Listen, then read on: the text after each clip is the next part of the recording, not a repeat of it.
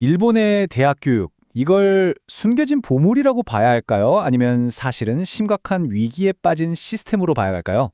오늘 이 시간에는 일본 고등교육이 가진 이 놀라운 양면성을 한번 제대로 파헤쳐 보겠습니다. 만약에요, 전 세계에서 가성비가 가장 뛰어난 학부 교육이 사실 우리 바로 옆에 숨어 있었다면 어떨 것 같으세요? 보통 다들 미국이나 유럽 명문대만 생각하잖아요. 근데 어쩌면 정답은 정말 생각지도 못한 것에 쓸 수 있습니다.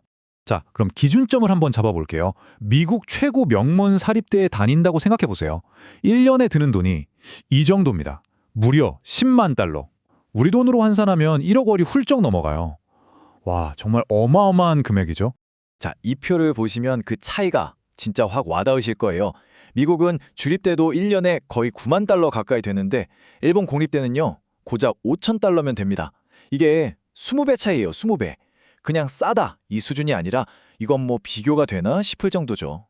아니, 그럼 돈을 그렇게 많이 내는데 미국 대학 학부 교육이 뭐 월등히 좋긴 좋겠죠.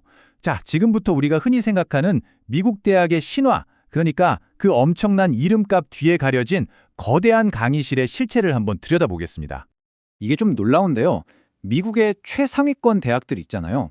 거기 학부생 수업이 300명이 넘는 대형 강의인 경우가 아주 흔하다고 합니다. 우리가 막 영화에서 보는 것처럼 교수님이랑 오손도손 토론하고 이런 거랑은 완전히 딴판인 거죠. 바로 이 말이 핵심을 딱 짚어줘요. 수많은 하버드 졸업생들은 사실 스타 교수가 아니라 대학원생들한테 배운다. 그러니까 세계적인 석학 이름 보고 학교 갔는데 정작 학부생일 때는 그 교수님 얼굴 한번 보기도 힘든 뭐 그런 현실이라는 거죠. 이 두 시스템의 차이가 바로 이거예요. 미국 대학을 보면 교수님들은 주로 연구에 집중하고요. 실제 강의는 대학원생 조교, 그러니까 TA들이 맡는 경우가 많습니다. 근데 일본 국립대를 보세요. 교수가 직접 학생들하고 마주 앉아서 토론을 이끌고 있잖아요. 학생 입장에선 이게 완전히 다른 경험인 거죠. 자, 그럼 이제 본격적으로 일본 얘기를 해볼게요. 사실 학생 입장에서만 딱 놓고 보면 일본의 학부 교육은 거의 낙원이라고 불러도 될 정도예요.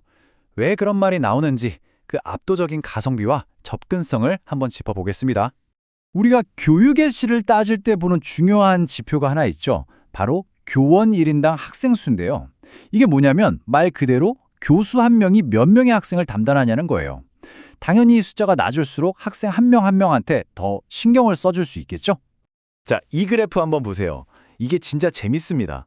똑같은 일본 국립대인데도 전공마다 차이가 엄청나요. 법대나 경제학부는 교수 한 명당 학생이 40명 정도인데 이공계로 가면 10명으로 뚝 떨어지고요. 의대는 달랑 3명입니다. 특히 과학 분야 교육이 얼마나 촘촘하게 이루어지는지 딱 보이죠?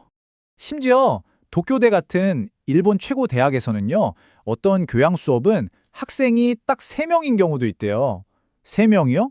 이건 뭐 거의 개인 과외잖아요.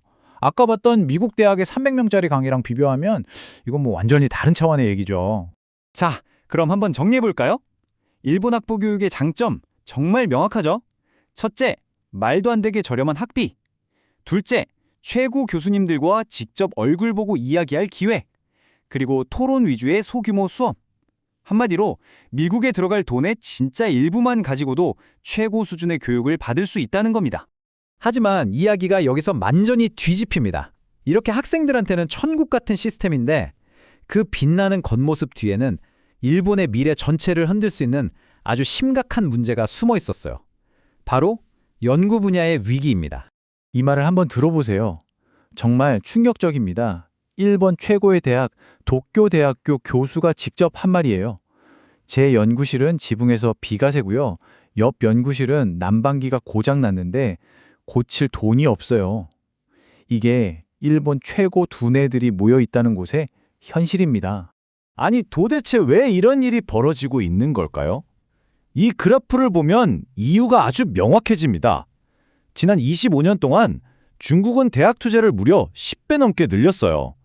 프랑스, 독일도 꾸준히 늘려왔고요. 그런데 일본은요? 그래프가 거의 평평하죠. 투자가 그냥 멈춰버린 겁니다.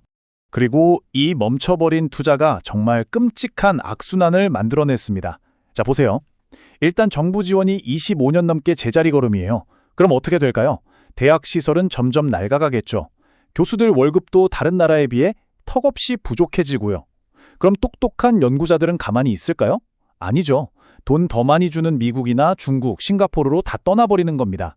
결국 일본의 연구 경쟁력은 계속해서 떨어질 수밖에 없는 구조가 된 거죠.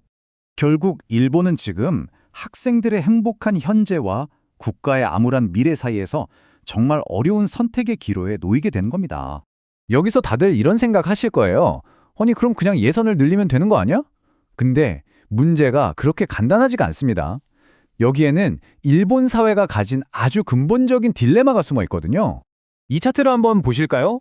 지금 일본에서 18살 미만 자녀가 있는 집이 전체 가구의 17%밖에 안 돼요. 그럼 나머지 83%의 가정은 어떨까요? 교육에 돈을 더 쓴다고 해도 사실상 자기들한테 직접적인 이득이 없는 거죠. 바로 이게 정치적으로 예산을 늘리기 어려운 가장 큰 이유입니다. 불과 1986년만 해도 상황이 완전히 달랐어요. 그때는 거의 절반에 가까운 46%의 집에 아이들이 있었거든요. 그러니까 교육에 투자하자 하면 다들 찬성하는 분위기였죠. 근데 지금은요. 인구 구조가 너무 많이 변해서 교육 예산을 늘리자는 말에 대한 공감대를 만들기가 정말 힘들어진 겁니다. 바로 이 지점에서 이 모든 딜레마가 시작되는 겁니다. 보세요. 학부생 개인의 입장에서는요. 진짜 말도 안 되게 싼 값에 세계적인 수준의 교육을 받으니까 이거보다 좋을 수가 없어요. 그런데 국가 전체의 미래를 생각하면 어떨까요? 연구 경쟁력은 계속 떨어지고 인프라는 낡아가고 최고의 인재들은 밖으로 다 빠져나가고 그야말로 총체적인 위기 상황인 거죠. 그래서 마지막으로 이런 질문을 던지게 됩니다. 과연 어떤 시스템이 그 안에 있는 학생들에게는 정말 최고인데 동시에 그 나라의 미래에는 독이 될 수도 있는 걸까요? 어쩌면 지금 일본의 대학 교육은 이 모순적인 질문에 대한 가장 생생한 사례가 아닐까 싶습니다.